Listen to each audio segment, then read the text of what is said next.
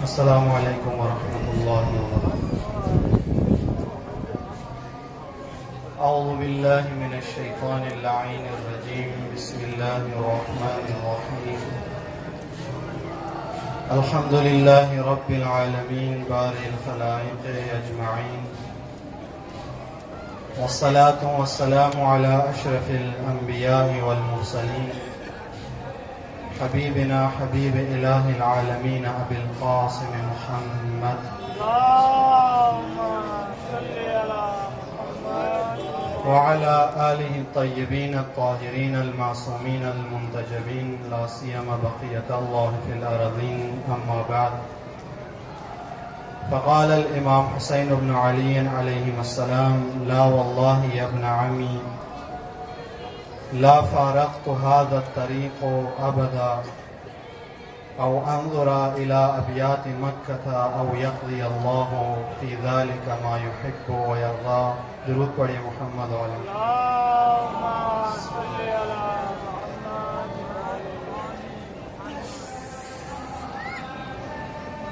سید الشہداء حضرت امام حسین علیہ السلام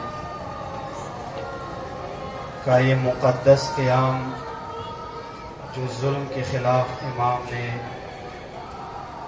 61 ہجری میں برپا کیا، ایک صلوات پڑھی ہوگا۔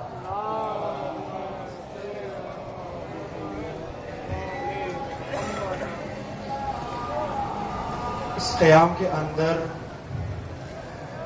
بہت سارے عوامل، بہت سارے اسباب اور بہت ساری اشیاء کا دخل ہے۔ جب امام نے مدینہ ترک کرنے کا ارادہ کیا اور مدینہ سے مکہ کی طرف عازم سفر ہوئے، تو چلتے ہوئے امام کو مسلم ابن عقیل علیہ السلام نے مشورہ دیا کہ ایک ایسے راستے پہ چلتے ہیں کہ جو گمنام راستہ ہو، اجنبی راستہ ہو، تاکہ دشمن ہمارا تعقب نہ کر سکے۔ مسلم ابن عقیل کے اس مشورے کے جواب میں امام نے ان سے فرمایا کہ لا واللہ یا ابن عمی، میرے چچا زاد بھائی، یہ نہیں ہو سکتا۔ لا فارقت هذا الطریق ابدا، میں حسین، میں سید الشہداء علیہ السلام جس راستے پہ نکلا ہوں وہ راستہ کبھی بھی ترک نہیں کر سکتا۔ دیکھوں گا کہ اس راستے پہ چلتے ہوئے یا تو مجھے مکہ کی دیواریں نظر آئیں، یا پھر اللہ تعالیٰ کی رضا جس میں ہو، حسین کی رضا بھی اسی میں ہے۔ آپ کی خدمت میں گزشتہ چند مجالس میں عرض کیا تھا کہ بہت سارے نظریات ہیں، بہت ساری سوچیں ہیں کربلا کے بارے میں، ارشادات ہے، فرمودات ہے، تھیوری ہے کربلا کے حوالے سے۔ کچھ لوگ کہتے ہیں کہ حسین ابن علی نے قیام اس وجہ سے فرمایا کہ یزید کا دباؤ امام کے اوپر تھا۔ بعض لوگ کہتے ہیں کہ امام نے اس وجہ سے قیام فرمایا کہ کوفیوں کا بلاوا آیا تھا، اور اس طرح کے بہت سارے عوامل مختلف قسم کے مفسرین، خطباء، ذاکرین، شعراء، علماء اور مورخین ذکر کرتے ہیں۔ لیکن قیام مقدس سید الشہداء علیہ السلام ان مفروضات اور تخیلات سے بہت بالا ہے، بہت اعلیٰ ہے، بہت گہرا ہے کربلا کا یہ قیام، اس وجہ سے کہ قیام کا بانی بہت گہری شخصیت کا حامل ہے۔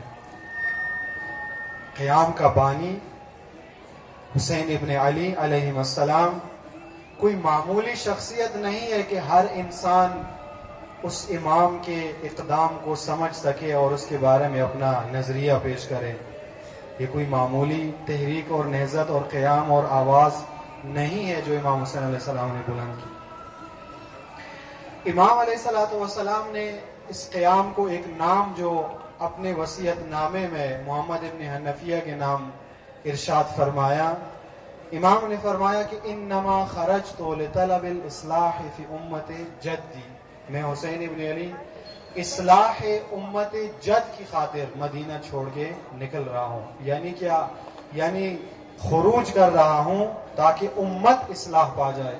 سوال پیدا ہو جاتا ہے، آپ کے ذہن میں بھی یہ سوال اٹھتا ہوگا کہ سوال یہ پیدا ہوتا ہے کہ امت کے اوپر حاکم، امت کی زمام جس شخص کے ہاتھ میں گئی ہے وہ یزید ابن معاویہ ہے لعنت اللہ علیہما، لیکن حسین ابن علی امت کی اصلاح کی خاطر کیوں قیام فرما رہے ہیں؟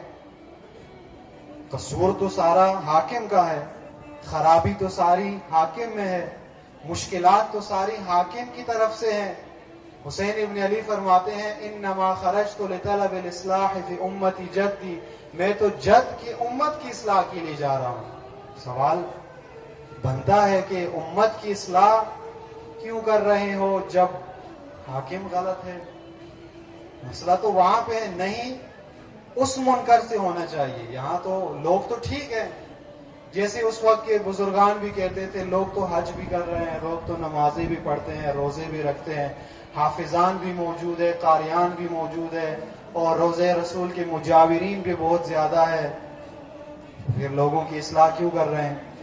اس وجہ سے حسین ابن علی نے لوگوں کو متوجہ کرنے کے لیے یہ بات بتائی.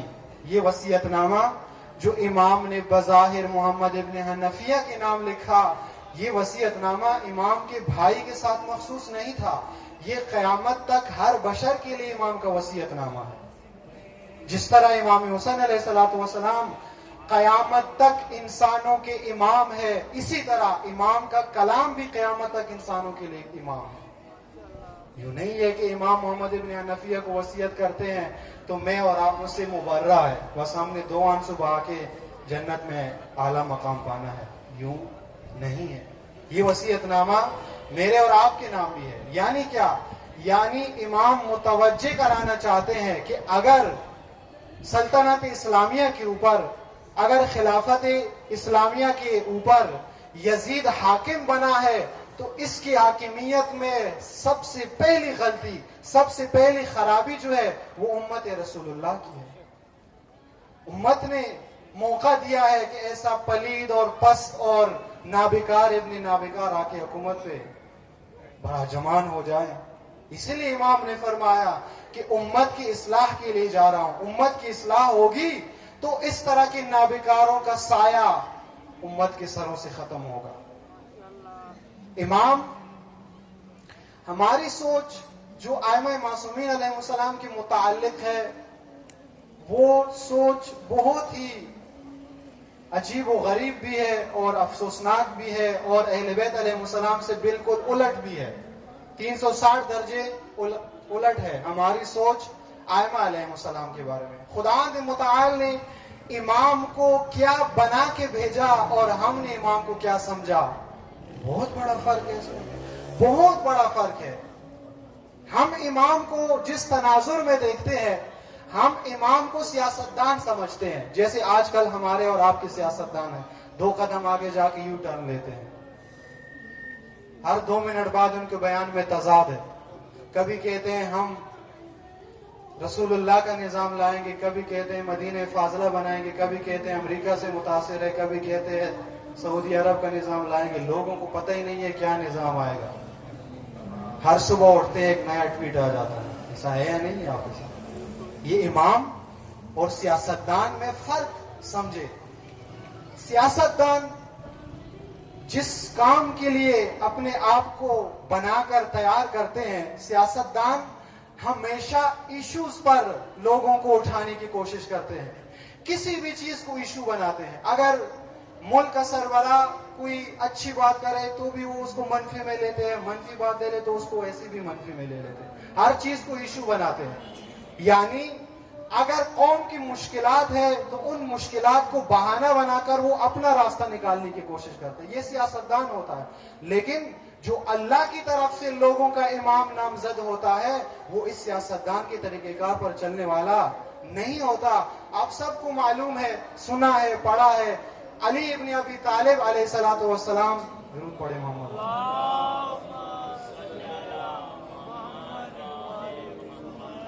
مولا کو جب 25 سال بعد محجوریت اور فراموشی کے بعد خلافت کی مسند پر بٹھایا گیا تو امام علیہ الصلوۃ والسلام سے مطالبہ، بلکہ 25 سال سے پہلے بھی امام سے شورا میں یہ مطالبہ کیا گیا کہ امام کو خلیفۃ المسلمین بنایا جائے گا، لیکن شرط یہ ہے کہ امام نے سیرت شیخین پہ عمل کرنا ہے۔ وہاں پہ امام نے کیا فرمایا؟ وہاں پہ مولا کا موقف کیا تھا؟ مولا کا موقف یہ تھا کہ میں کسی اور کی سیرت پر، کسی اور کے راستے پر چل کر اگر میں نے امام بننا تھا تو میں 25 سال پہلے جا کے خلیفہ بن جاتا۔ آپ لوگوں امام بناتا بھی خدا ہے، امام کو نامزد بھی خدا کرتا ہے، امام کو راستہ بھی خدا بتاتا ہے، اور امام کا کام بھی خدا کے لیے ہوتا ہے۔ سیاستدان کی تناظر میں امام کو اگر دیکھیں گے تو ہماری معرفت خراب ہو جائے گی، ہم ائمہ معصومین علیہ السلام کے بارے میں گمراہی کا شکار ہو جائیں گے۔ کتنی بڑی غلطی ہے ہماری ائمہ معصومین علیہ السلام کے متعلق کہ ہم ائمہ معصومین علیہ السلام کو ناروا کاموں کی سفارشی سمجھتے ہیں۔ سمجھتے ہیں نہیں سمجھتے ہم؟ ایک ہندوستان کا ایک ہندو ہے، اس نے ایک کتاب لکھی تھی بہت پہلے انگلش میں، وہ کتاب دین علی کھیم کے نام سے، ممکن ہے بعض لوگوں کی نگاہوں سے گزری ہو۔ دین علی کھیم ایک کتاب ہے اس کی، ہندو ہے اور جوا باز ہے، جوا کھیلتا ہے۔ اس نے کتاب لکھی اور اس کتاب میں اس نے لکھا، دیکھیں آپ امام کے بارے میں کیا سوچ ہے۔ یہ سوچ ہماری بھی ہے، بعض جگہوں پہ اس کا اظہار کرتے ہیں مومنین، اور حتیٰ بعض لوگ تو ممبروں میں بھی اظہار کرتے ہیں اس چیز کا۔ انہوں نے اپنی کتاب میں لکھا، دین علی کھیم کتاب میں اس نے لکھا کہ میں جوا باز ہوں اور انڈیا کا ٹاپ کلاس جوا باز ہوں، اور میرے ساتھ بعض اوقات یہ ہوتا ہے کہ جوا کھیلتے کھیلتے میں بہت خسارے میں چلا جاتا ہوں، اور جب میں بہت زیادہ خسارے میں جاتا ہوں، جب میں بار بار ہار جاتا ہوں تو میں جوئے کے میدان میں یا علی مدد کہتا ہوں اور میں وہیں پہ جیت جاتا ہوں۔ یہ کتاب اس نے لکھی۔ اب ظاہر سی بات ہے وہ تو غیر شیعہ ہے، غیر مسلم ہے، معرفت نہیں ہے مولا کی، وہ امام کو پتہ نہیں کیا سمجھ رہا ہے، لیکن تعجب اس علامہ پر ہے، اس مولانا پر ہے جس نے اس کی کتاب کا اردو میں بھی ترجمہ کیا، شیعہ نے، اور اس نے بڑی خدمت سمجھی قوم کی ہے۔ کتاب اردو میں موجود ہے اس کا ترجمہ، شیعہ نے کیا۔ یا نعوذ باللہ، یعنی امام علی علیہ الصلوۃ والسلام مشکل کشا ہے تو جمعے کے میدان میں مشکل کشا ہے، یا امام علیہ السلام جب مشکل کشائی کرتے ہیں تو میدان ہوتا ہے اس مشکل کشائی کا۔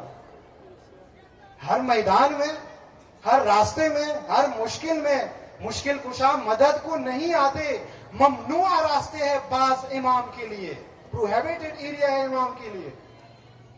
لہذا ہمیں امام کی معرفت ہو، جہاں بھی آپ یا علی مدد کا نعرہ لگاتے ہو پہلے آپ کو میدان تو معلوم ہو کہ میں کس میدان میں کھڑا ہوں۔ طاغوت کے صف میں کھڑے ہو کر اپنے وقت کے فاسق اور ظالم کو سپورٹ کرتے وقت یا علی مدد کہنا، یہ تو مولا کی بھی توہین ہے، کیونکہ یہ میدان نہیں ہے علی کا۔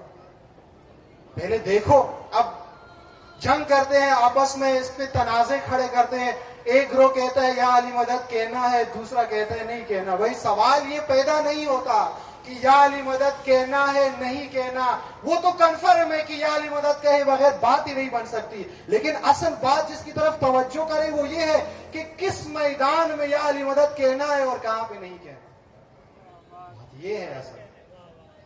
اگر آپ کو امیر المومنین کی معرفت ہو جائے تو پہلے آپ میدان دیکھیں گے پھر یا علی مدد کہیں گے۔ اب مومنین ہے، یہ نیاز کھاتے ہیں اور بہت عقیدت رکھتے ہیں، اور 2-3 بار، بعض تو بڑے چیمپئن ہوتے ہیں، 10 بار کھا کے پھر ان سے اٹھا نہیں جاتا تو کہتے ہیں یا علی مدد۔ یا علی مدد کا میدان تو یہ نہیں کہ اتنا کھاؤ اٹھا نہیں جا سکے یا علی مدد۔ میدان دیکھو پہلے کہ کون بتائے گا آپ کو یہ میدان؟ امام کی درست معرفت سے آپ کو یہ میدان معلوم ہوگا۔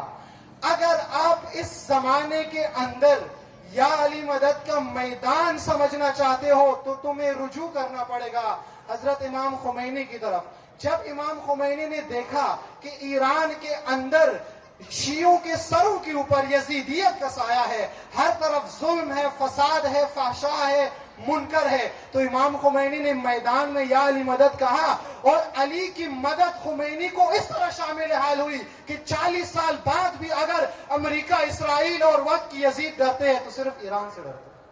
زندہ ہے خمینی، زندہ ہے، زندہ ہے خمینی، زندہ ہے، رہبر کی شکل میں، زندہ ہے، رہبر کی شکل میں، زندہ ہے.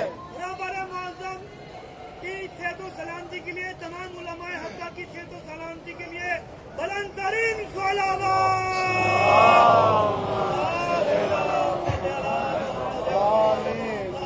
لہذا ہمیں ائمہ معصومین علیہ السلام کے متعلق اپنی معرفت کی تجدید کرنی پڑے گی. ایک دفعہ نظر ثانی کر لے اپنے عقائد کے اوپر، ایک دفعہ نظر ثانی کرے اپنے افکار کے اوپر، ایک دفعہ نظر ثانی کرے اپنے اس مسلک کے اوپر جس کو آپ نے تشیع کے نام پہ اپنایا ہوا ہے. چونکہ ممکن ہے آپ تشیع کے فیور میں کوئی کام کرنے کے لیے نکلے ہیں، الٹا تشیع بدنام ہو جائے، ہو بھی سکتا ہے اس طرح. اگر معرفت نہیں ہے، اگر معرفت ہے پھر اس طرح کوئی خرابی کی گنجائش نہیں. امام اور سیاستدان کا بہت بڑا فرق وہ یہ ہے کہ امام اللہ کا بنایا ہوا ہوتا ہے اور سیاستدان جو ہوتا ہے وہ جہاں پہ بنتا ہے وہ پاکستانیوں کو زیادہ اچھا پتا ہے. آپ لوگوں کو کہاں کہاں بنتے ہیں.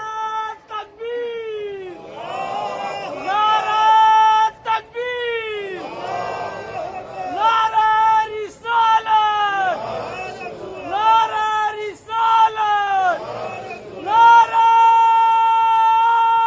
حیدری، نعرہ حیدری. امام زمانہ بہت بلند تک صلوات.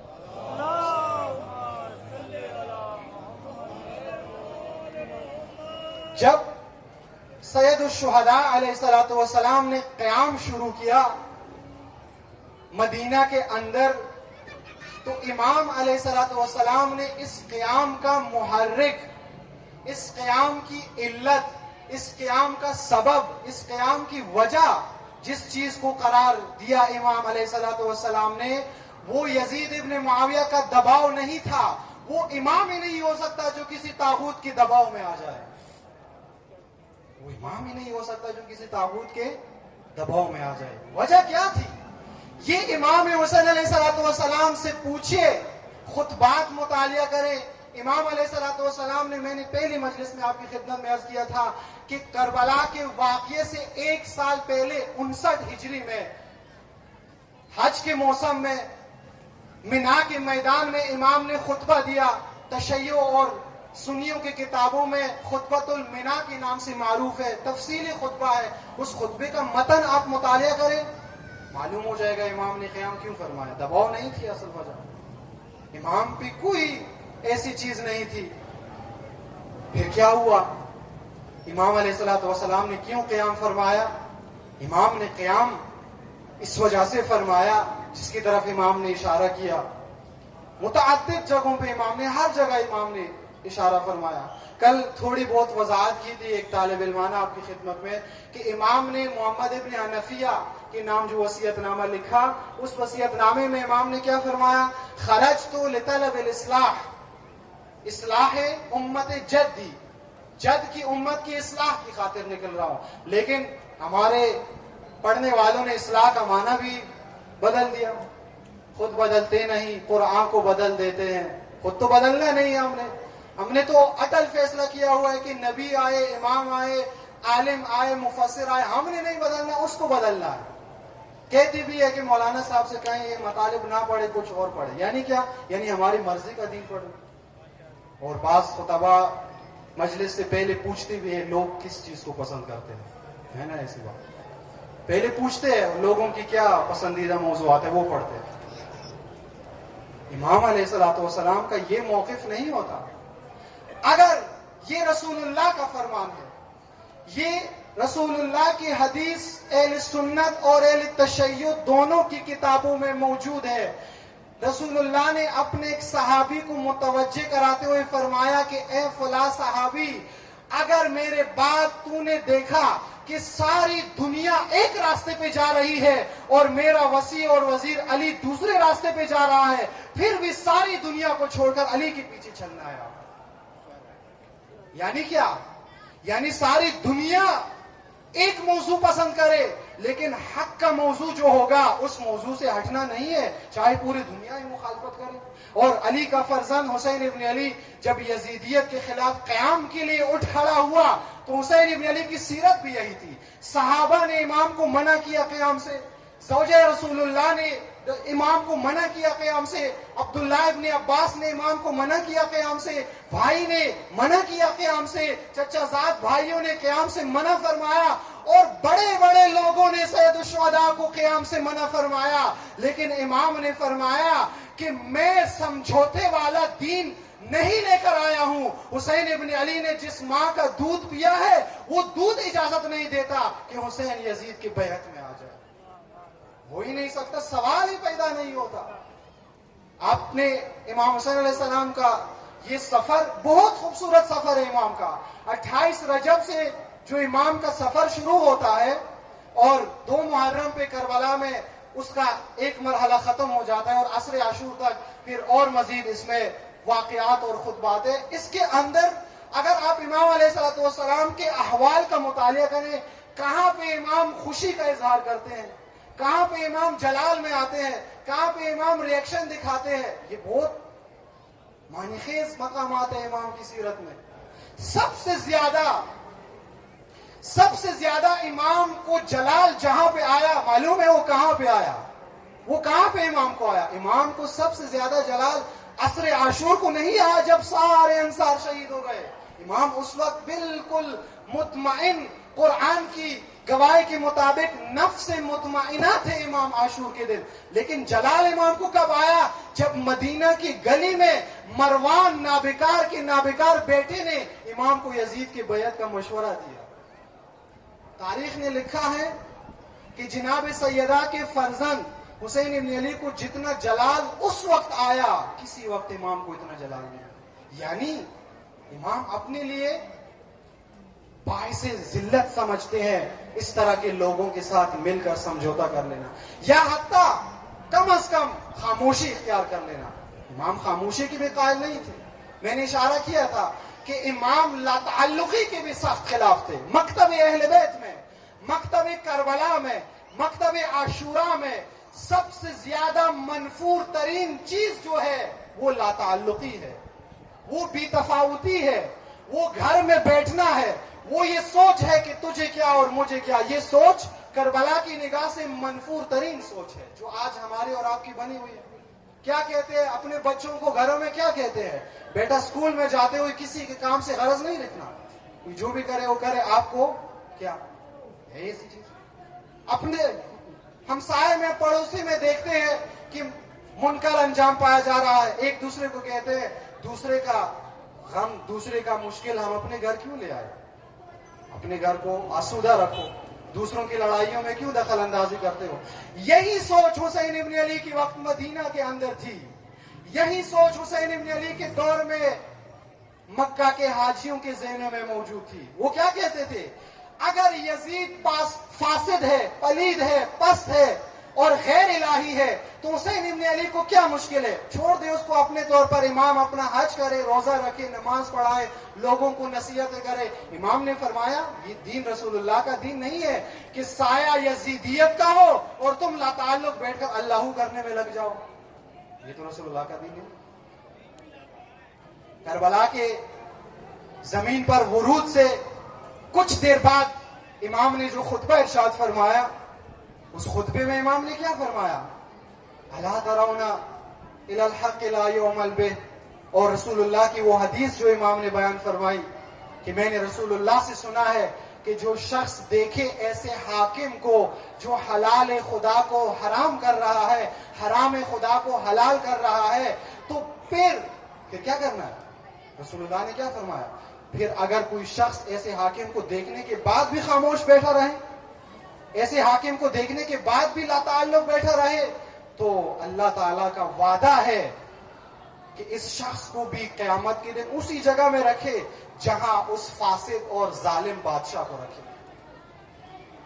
پھر آپ کی نمازیں کیا کام آئے گی؟ پھر آپ کا روضہ رسول کا مجاور بننا کیا کام آئے گا جب آپ ظلم کے خلاف آواز نہیں اٹھا سکتے؟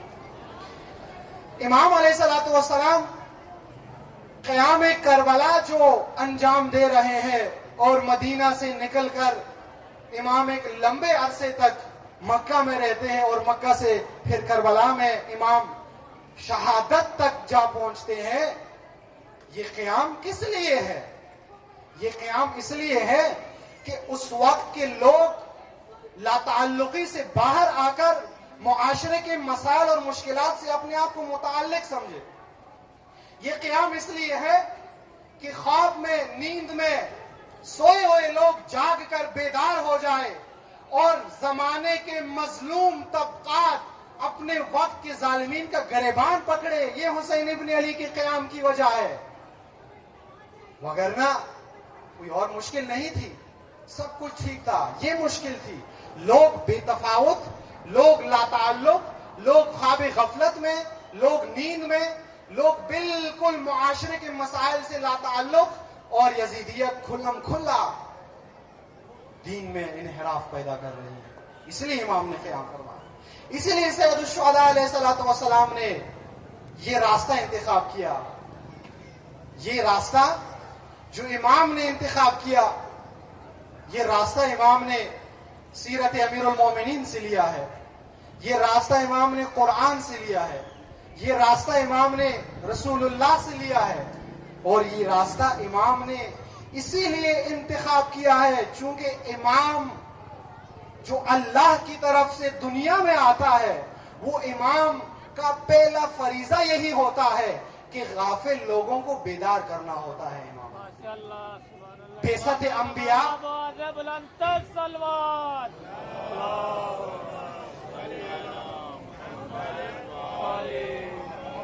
بس امام اور دوسرے لوگوں میں، سیاستدانوں میں جو آپ دیکھتے ہیں، امام اور سیاستدان میں بہت فرق ہے۔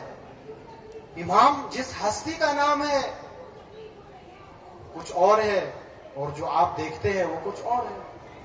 امام علیہ الصلوۃ والسلام نے کربلا کا جو قیام فرمایا، اس قیام میں ایک چیز جو واضح ہمیں نظر آتی ہے وہ یہ کہ امام نے ایشوز کو نہیں اٹھایا، امام نے ایشوز سے استفادہ نہیں کیا، بلکہ امام نے مین وجہ کی طرف اشارہ کیا اور اصل خرابی کی طرف امام نے اشارہ کیا۔ ایشوز پر بولنے والے بہت تھے، ایشوز پر لوگوں کو اٹھانے والے بہت تھے، آج بھی بہت سارے ایسے لوگ ہیں۔ یہ تاریخ، یہ کربلا، یہ امام حسین علیہ السلام کا قیام، یہ تحریک، یہ نہضت، یہ عاشوراء کا سفر، یہ کربلا کی آواز، یہ اسی لیے ہے کہ ہم اس آئینے کے سامنے کھڑے ہو جائے اور اپنے وقت کو دیکھے کہ آج کی کربلا میں کون ایسے لوگ ہیں جو ایشوز کو اٹھاتے ہیں اور کون ایسے لوگ ہیں جو خالص امامت کی بات کرتے ہیں لوگوں کے سامنے۔ اس آئینے میں نظر آنا چاہیے ہمیں۔ اگر ہم آج کی مجلس میں بیٹھ کر 61 ہجری کی شمر پر لعنت کرتے ہیں اور 1443 ہجری کا شمر ہمیں نظر نہیں آتا تو گویا ہم آزاداری کے مقصد سے غافل ہے، گویا ہم آزاداری کے مقصد سے غافل ہے۔ کیا ختم ہو گیا وہ راستہ؟ کیا حق اور باطل کی وہ نبرد ختم ہو گئی؟ آیا یزید جو 61 ہجری میں رسوا ہوا، اس کے بعد کوئی یزید نہیں آیا دنیا پر؟ آیا حق پھر غالب ہو گیا ابھی تک جو ہم اتنے آرام سے بیٹھے ہوئے ہیں، جو ہمیں کوئی ٹینشن نہیں ہے؟ نہیں، ایسی بات نہیں ہے۔ علامہ اقبال کی بقول کے لب فرات پہ ابھی بھی جنگ جاری ہے، ابھی بھی لب فرات پہ جنگ جاری ہے، اور ابھی بھی وہی مارکا ہے، ابھی بھی حسین کا وہی لشکر ہے، اور ابھی بھی حسین کے مقابلے میں یزید کا وہ لشکر ہے۔ فرق کیا ہے؟ فرق یہ ہے، علامہ اقبال نے خوبصورت تعبیر استعمال کی ہے کہ قافلہ حجاز میں ایک حسین بھی نہیں۔ قافلہ حجاز کا تیار ہے، معلوم ہے آپ لوگوں کو، کبھی غور کیا ہے اس کے اوپر کہ 1200 سال سے اس زمانے کے حسین پردے غیبت میں کیوں بیٹھے ہوئے ہیں؟ وجہ کیا ہے؟ وجہ یہ ہے کہ قافلہ حجاز میں ایک حسین بھی نہیں. اگر 61 ہجری میں حسین ابن علی مدینہ سے نکل کر یزیدیت کے خلاف قیام فرماتے ہیں تو اس حسین کے ساتھ عباس علمدار موجود ہے جو وفا کا مجسم تمثیل ہے وفا کی. 61 ہجری میں تو عباس موجود ہے حسین ابن علی کے ساتھ. 1443 میں کون ہے جو یہ کردار ادا کرے؟ کون ہے جو یہ کردار ادا کرے؟ کون ہے جو حسین ابن علی کا دست راست بنے؟ کون ہے جو حسین ابن علی کا سہارا بنے؟ ہے کوئی؟ نظر ہی نہیں آتا کوئی. یہ تو حسین کے نام پر فیسیں جمع کرتے ہیں, یہ تو حسین کے نام پر واوا لیتے ہیں, یہ تو حسین کے نام پر اپنی تشہیرات کرواتے ہیں, فیمس بنتے ہیں حسین کے نام پر, یہ تو حسین کے نام پر بڑے بڑے سیٹ اپ بناتے ہیں. لیکن جس کو حسین ڈھونڈ رہے تھے سارے انصار کو شہید کروا کر یک و تنہا وطر الموتور عصر عاشور جس کی تلاش میں حسین دائیں بائیں دیکھ رہے تھے, حلم ناصر کی ندا بلند کر رہے تھے, وہ نظر نہیں آتا آج, وہ غائب ہے وہ لوگ. وجہ کیا ہے؟ چونکہ جن لوگوں نے حسین کی وہ آواز اس مجمع تک پہنچانی تھی انہوں نے نہیں پہنچائی وہ آواز, اور انہوں نے بھی کبھی سوال نہیں کیا کہ یہ 1 گھنٹے کی مجلس میں ساری اپنی باتیں بتاتے ہو, کوئی حسین کا ایک فرمان بھی تو بتاؤ, کوئی ایک خطبہ بھی تو سناؤ. نہیں ہے ایسی کوئی چیز. ایک بہت بڑے شہر میں ایک خطیب مجلس پڑھ رہا تھا اور اس نے مجلس شروع کی. یہ واقعات ہے, یہ حقیقت ہے, یہ آپ کے ملک میں ہے. اور مجلس پڑھتے پڑھتے اس نے 5-10 منٹ مجلس پڑھی اور اس کے بعد کہنے لگا کہ ابھی تک جو میں نے پڑھا ہے وہ کتاب اور مطالعے سے پڑھا ہے اور آگے غریب کی اپنی محنت ہے. اور اس نے 1.5 گھنٹے مجلس غریب کی محنت سے پڑھی. مگر رسول اللہ کا منبر غریب کی محنت کے لیے بنا ہوا ہے, مگر حسین ابن علی کی آزاداری غریب کی محنت کے لیے انجام دی جاتی ہے. مگر 61 ہجری سے لے کر آج تک آزاداری کی خاطر اتنی گران بہا قربانیاں اس لیے دی جاتی ہے کہ منبر حسین پر بیٹھنے والا غریب کی محنت پیش کرے یہاں پر. اس لیے ہوتا ہے یہ سارا اہتمام؟ اس لیے تو نہیں ہوتا. ہوتا اس لیے ہے. درود پڑھے مولانا.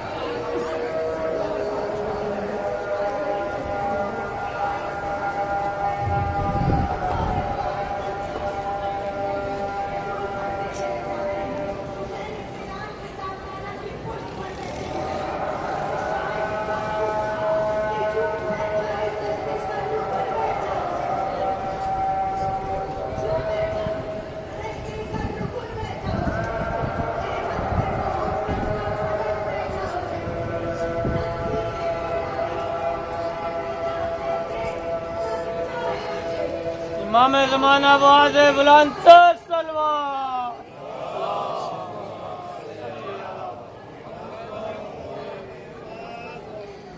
بس قیام سید الشہداء علیہ الصلوۃ والسلام امت کی بیداری کے لیے ہے.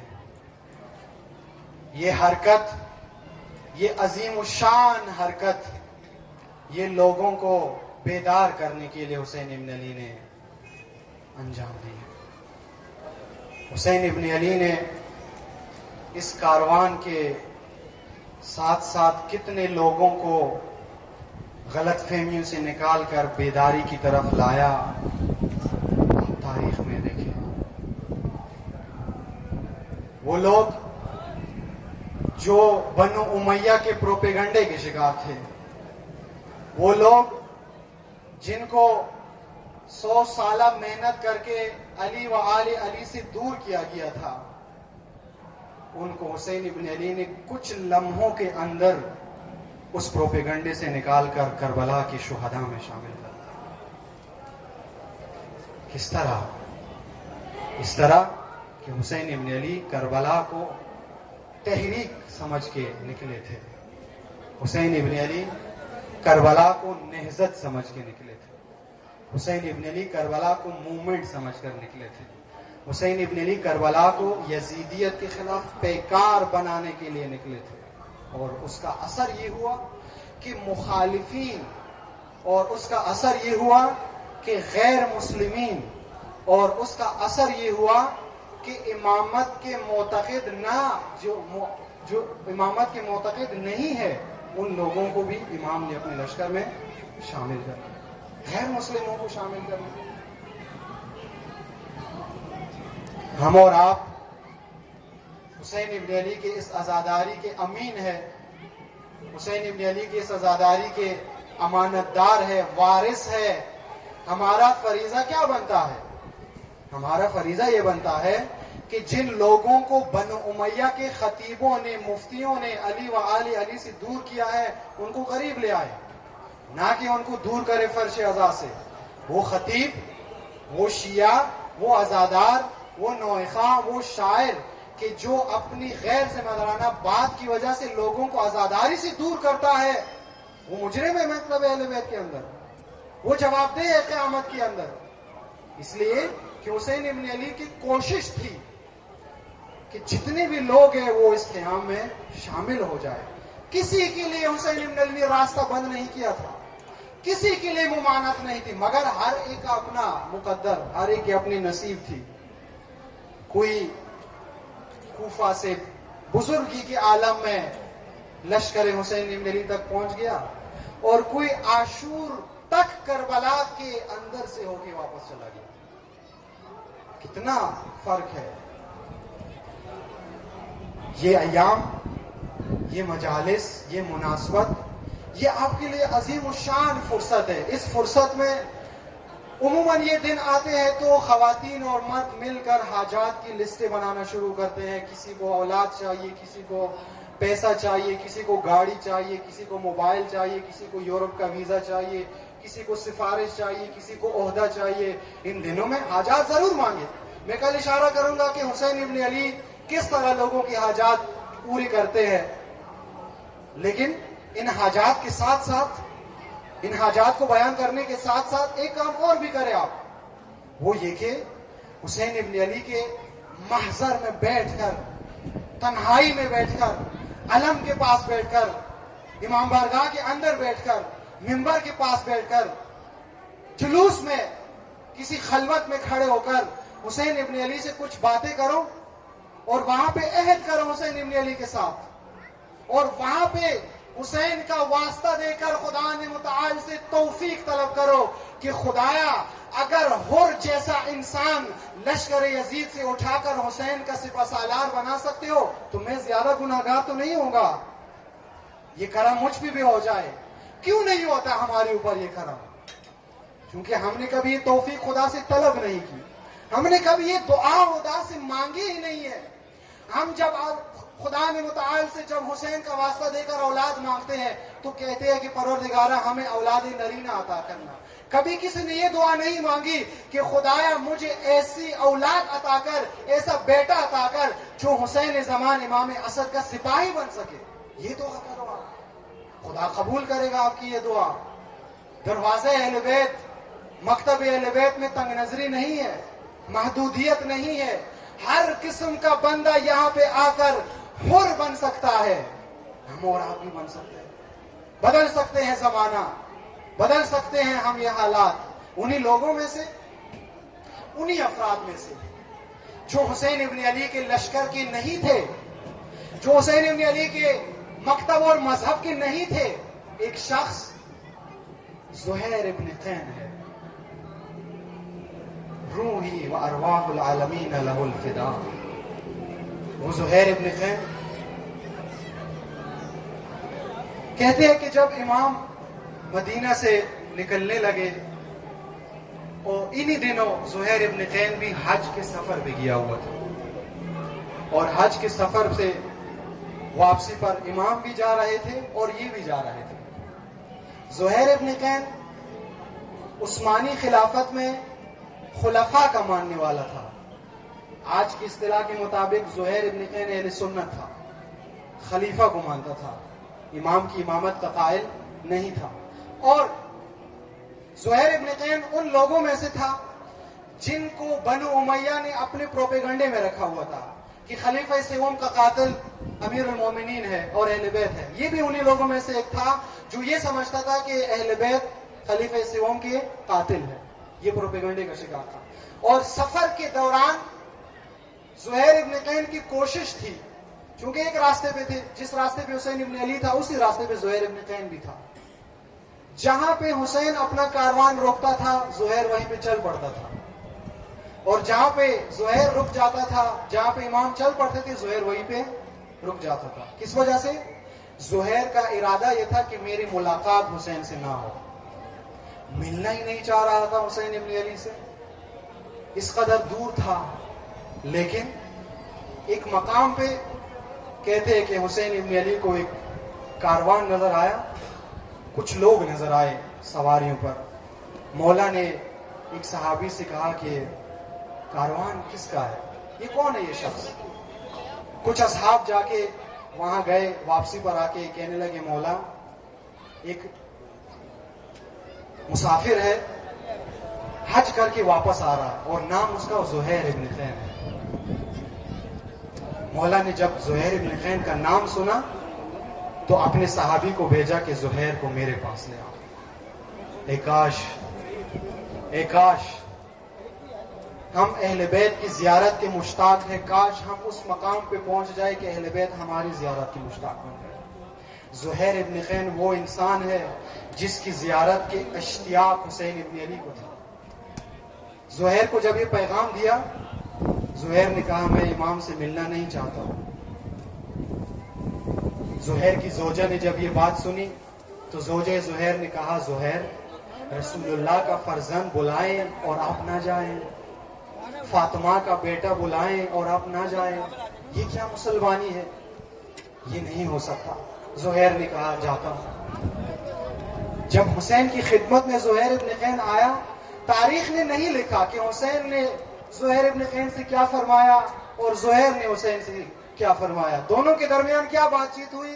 لیکن اتنا تاریخ نے لکھا ہے کہ جب زہیر حسین کے خیمے سے واپس آ رہے تھے تو زہیر ابن قین کا سر جھکا ہوا تھا, آنکھوں سے آنسو جارے تھے اور رنگت تغیر تھی, اور زہیر کہہ رہا تھا اے میرے کاروان والو, اے میرے خاندان والو, اے میرے ساتھیوں, زہیر کو اپنا مقصد مل گیا, زہیر کو اپنا ہدف مل گیا. جو زہیر کے ساتھ آنا چاہتا ہے وہ حسین ابن علی کے لشکر میں آ جائے, جو نہیں آنا چاہتا وہ آزاد ہے. زہیر حسین ابن علی کے لشکر میں آ گیا. عاشور کا دن آ گیا. جب عاشور کا دن آیا تو تاریخ نے لکھا ہے کہ زہیر ابن قین جنگ میں گئے, جہاد کر کے زہیر دلیرانہ لڑائی کے بعد شہادت کے رتبے پہ فائز ہو گئے. اور عزادارو, عاشور کا دن جب تمام انصار شہید ہو گئے, حسین ابن علی کی شہادت کربلا کے اطراف میں پھیل گئی, 400 اطراف میں پھیل گئی شہادت کی خبر. اڑتے اڑتے خبر زہیر کی زوجہ تک پہنچ گئی. زہیر کی زوجہ کو جب خبر پہنچی کہ حسین ابن علی کربلا کی سرزمین پر شہید ہو گئے ہیں اور میرا شوہر گرامی زہیر ابن قین بھی شہید ہو گیا ہے, تو زہیر کی زوجہ نے اپنے غلام کو بلایا اور غلام کے ہاتھ میں ایک کفن دے دیا. غلام کو کفن دینے کے بعد زہیر کی زوجہ نے کہا میرے غلام حسین ابن علی رسول اللہ کا فرزند تھا. حسین ابن علی جناب سیدہ کا بیٹا تھا. حسین ابن علی مسلمانوں کا امام تھا. امام کو انہوں نے کفن دیا ہوگا لیکن میرا زہیر مسافر تھا, کسی نے کفن نہیں دیا ہوگا. اور عزادارو جب زہیر کی زوجہ کا غلام کفن لے کر کربلا کی صحرا میں وارد ہوا, میں اتنا کہوں گا کہ زوجہ کا غلام کفن کو اسی طرح ہاتھ میں لیے ہوئے کربلا سے واپس نکل گیا. کربلا سے واپس جا کے جب زہیر کی زوجہ کے پاس واپس پہنچا, آخری جملے ہیں, جب واپس پہنچا تو زہیر کی زوجہ نے غلام کے ہاتھوں میں کفن دے کر کہنے لگی مرحبا ہو میرے زہیر کو جس نے کفن دیا ہے. اور عزادارو زہیر ابن قین کی زوجہ کے غلام نے جب زہیر کی زوجہ کی یہ بات سنی تو غلام کہنے لگا اے زہیر کی زوجہ جو آپ سمجھ رہی ہو منظر وہ نہیں تھا. آپ نے اپنے زہیر ابن قین کے لیے کفن بھیجا تھا لیکن کربلا کی تپتی دھوپ میں رسول اللہ کا نواسا حسین ابن علی بے کفن پڑا ہوا تھا. حسین ابن علی کے بدن نازنین پر نہ کوئی کفن تھا نہ حسین کا دفن تھا. اور جب میں نے زہیر کے آقا اور مولا حسین ابن علی کو بے گور و بے کفن دیکھا تو میرے ضمیر نے اجازت نہیں دی کہ میں زہیر کو کفن پہناؤں. السلام علیکم.